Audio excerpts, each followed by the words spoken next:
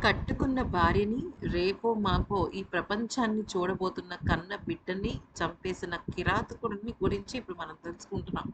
అయితే ఈ కిరాతకుడు మామూలు పనులైతే చేయట్లేదండి. అయితే పెళ్ళాన్ని పెళ్లి చేసుకుంటున్నప్పుడే ఈమెను ఏదో ఒకటి చెయ్యాలి. నా స్వలాభం కోసం నేను ఏదైనా చేస్తాను.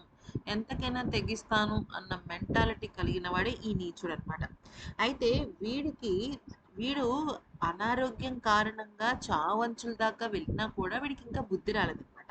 వీడు ఐసీయూలో చేస్తున్న పనుల గురించి తెలిస్తే చీ తూ అని తిట్టాల్సిందే. ఏంటంటే విషయం వచ్చినట్టయితే వీడిని సేమ్ డే అంటే 17th నైట్, 16th నైట్ అంటే 17th తెల్లవారుజామున ఆ సమయంలో వీడు ఈ ఘాతుకం చేసేసి పరారైపోయాడు కదా!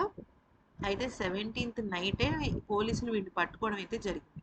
అయితే అప్పుడు వీడిని జైలుకి తీసుకెళ్లారు. స్పెషల్‌గా జగిత్యాల జైల్‌లో వీడిని పెట్టారు. రిమాండ్‌లో ఉంచారు.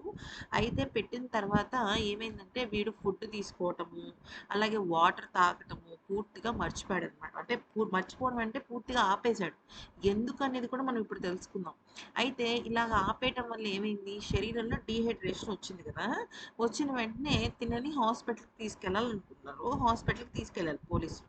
సాధారణంగా హాస్పిటల్‌కి తీసుకెళ్తే రక్త పరీక్షలు చేయడానికి, అలాగే శరీరం నీరసంగా ఉంది కాబట్టి సెలైన్‌లు ఎక్కించి, తనకి ట్రీట్మెంట్ ఇచ్చి, అంతా తిరిగి మళ్ళీ జైలుకి పంపించడానికి మహా అయితే ఎంత కాదనుకున్నా ఒక గంట, గంటన్నర మహా అయితే 2 గంటలతో అయిపోతుంది.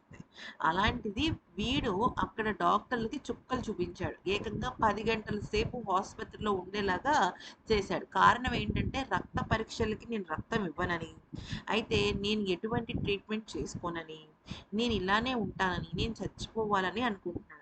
అంటూ అక్కడ డాక్టర్‌ని చాలా చిత్రహింసలు పెట్టాడనమాట. అంటే వీడి బతుకే ఒక దరిద్రపు బతుకని చెప్పాలి.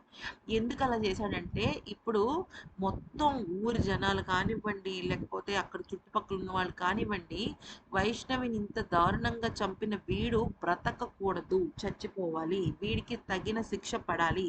వీడి చావు ఇంకొక 10 మంది దుర్మార్గులకి గుణపాఠం కావాలి అంటూ చాలా స్ట్రాంగ్‌గా ఉన్నారనమాట. అయితే అవన్నీ తెలుసుకున్న వీడికి ఎటువంటి శిక్ష పడుతుందో అర్థం కావటం లేదనమాట. వీడేమనుకున్నాడంటే పెళ్ళాన్ని చంపడం అంటే ఏదో తేలికైన విషయం అనుకున్నాడు కానీ, ప్రపంచం అంతా కూడా ఇప్పుడు వీడు పోవాలని ఆలోచిస్తోంది. అయితే ఇక ఎంత దారుణమైన శిక్ష పడుతుందో వీడి ఊహకు కూడా అందట్లేదు కాబట్టే, వీడు నన్ను చంపేయండి, నన్ను చంపేయండి అని చెప్పేసి పశ్చాత్తాపం చూపిస్తే మేబీ శిక్ష తగ్గిస్తారేమో అన్న ఒక ఐడియాతో ఆ రకంగా డ్రామాలు మొదలుపెట్టి, ఇక వైద్యానికి పూర్తిగా సహకరించకపోవడంతో 2, 3 గంటల్లో అవ్వాల్సిన పని కాస్త 10 గంటలు పట్టిందనమాట. అయితే మొత్తానికి రక్త పరీక్షలు, వైద్య పరీక్షలు అన్నీ చేసిన తర్వాత వీడు పూర్తిగా బాగున్నాడని, లోలోపల చంపేసినందుకు వీడికి పడే శిక్ష గురించి వీడికి వీడే తలుచుకుని మానసిక ఆందోళన ఫీల్ అవుతున్నాడు కాబట్టే ఇలా జరిగిందని వాళ్ళు చెప్పడం అయితే జరిగిందనమాట. మొత్తానికైతే మాత్రం వీడి ఆరోగ్య పరిస్థితి బావుంది. కానీ వీడు చేస్తున్న వేషాలు, వీడు చేస్తున్న ప్రవర్తనలు చాలా దారుణంగా ఉన్నాయి. వీడు అన్నం, నీళ్లు మానేసి చావంచుల దాకా వెళ్ళినా కూడా వీడి డ్రామాలు మాత్రం ఎక్కడ తగ్గలేదు. ఇదే విషయాన్ని పోలీసులు కూడా చెప్పడం జరిగింది. పోలీసులు వెంటనే ఇమ్మీడియేట్‌గా తినని హాస్పిటల్ నుంచి పోలీస్ స్టేషన్‌కి తీసుకెళ్ళి మళ్ళీ రిమాండ్‌లో ఉంచడం అయితే జరిగింది. ఇక దీని తర్వాత పోలీసులు కేసుకి సంబంధించిన విషయాలు, అలాగే ఈ ఈ హరిబాబు వాళ్ళ అమ్మ, అన్నయ్యల ఒక పాత్ర ఎంత లోతుగా ఉందనే విషయాన్ని తెలుసుకొని వాళ్ళకి కూడా శిక్ష పడేలాగా చేస్తారు.